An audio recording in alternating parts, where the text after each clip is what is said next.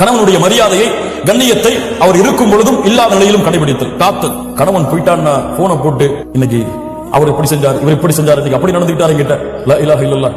புறம் பேசுதலின் உச்சம் தன் கணவனை பற்றி இடத்தில் சொல்லு.